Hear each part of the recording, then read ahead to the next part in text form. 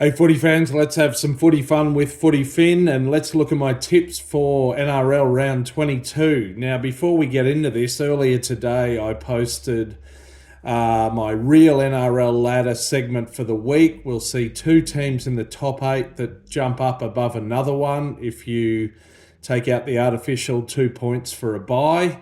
I've also got some predictions there as to who's going to make the top eight and who's going to miss out. And it looks like it's bad news for the Broncos at least. So check that out. There's also a short on that. Anyway, Thursday night kicks off at Leichhardt Oval. The Tigers hosting the Cowboys. This is a rematch of the 2005 grand final. The Tigers have got Justin Olam back in the centres. The Cowboys have got Helam Lukey back in the forward pack. However, they are missing Jason Taumalolo and Ruben Cotter.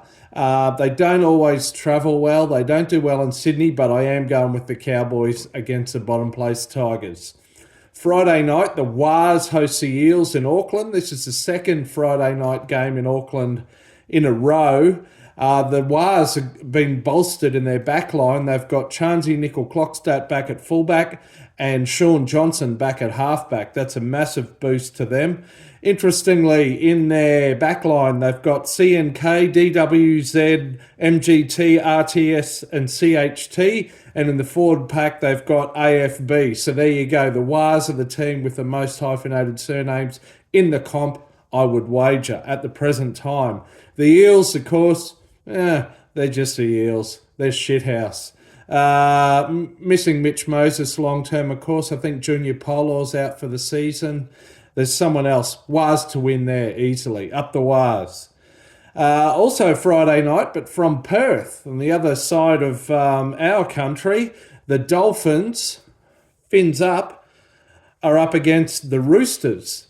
I think this is a home game for the Dolphins. I'm not sure. Of course, the Dolphins are coming off a disappointing loss against the Titans last Sunday afternoon at Lang Park after being up 14-0. That is disappointing. It is kind of shades of late last season. I hope they don't have another fade out. I hope they can make the finals for the first time ever in their second and final season under Wayne Bennett. No real changes to the Dolphins. The Roosters have got Joey Manu back. I think Michael Jennings drops out for him. Look, I'd love to see the Dolphins win and keep their finals hopes alive. They're sitting on eighth. Hopefully they can make it, but I'm going with the Roosters to win this one. That's a bit of head over heart there. Hope I'm wrong. Saturday afternoon from the Gold Coast, the Titans, who are on 14th, host the Broncos, who are on 13th.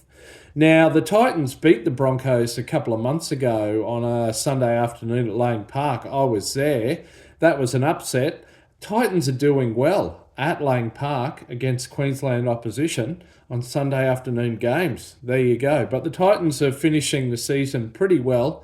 I think there's still a mathematical chance of the finals, but I don't really rate their chances. They're mostly unchanged from last week. They got Jaden Campbell and Kieran Foran back in the halves. The Broncos are missing Selwyn Cobbo. Otherwise, they seem to be near full strength. Look, this is a tough one to pick. It'll be a good contest. I'm actually leaning towards the Titans here.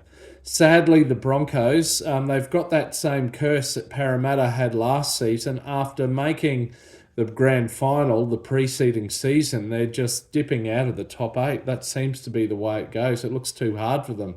Of course, the Broncos came a lot more close to winning that grand final than the Eels did, but that's another story. Titans to win. Storm, Saturday late afternoon, the Storm hosting the Dragons. This is a rematch of the 1999 grand final. It's first versus 10th. Dragons still in with a mathematical chance of making the finals, but they do have a pretty tough schedule ahead of them over the next 6 weeks. They've got Terrell Sloan back. The Storm, of course, have Cameron Munster back. He came back off the bench last week. He's starting at 6 this week. Storm to win that one. And then Saturday evening, the Sharks host the Rabbitohs at Shark Park. Sharks are sitting on 4th, although their form's been a bit patchy. The Rabbitohs are on 15th. The Sharks have got Will Kennedy back at fullback, but they're missing Ronaldo Mulatalo off the wing.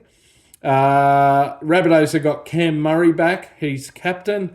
They're missing Alex Johnson, who got a nasty Achilles injury last week. Going with the Sharks to win that one. Sunday afternoon, the Panthers host the Knights. Panthers are on second. The Knights are on 11th. People are talking about 4 in a row for the Panthers. Ugh, sorry, lost interest. James Fisher-Harris is out. Dane Laurie's out for the Panthers. Someone else will come in, probably do a decent job. The Knights are missing Bradman Best. Interestingly, in the halves, they've got Tyson Gamble and Phoenix Crossland. Adam Elliott's back for them as well, going with the Panthers to win that. And then last game of the round, the Bulldogs host the Raiders. The Bulldogs are on 5th. They're looking pretty good. Pretty surefire bet to make the 8, I would say. The Raiders are on 9th. Of course, the Bulldogs beat the Broncos at Lang Park last week. That isn't so hard to do in the present climate. Bulldogs have Josh Adokar back on the wing and their captain Stephen Crichton in the centre. So even more impressive, the Bulldogs beat the Broncos without Crichton.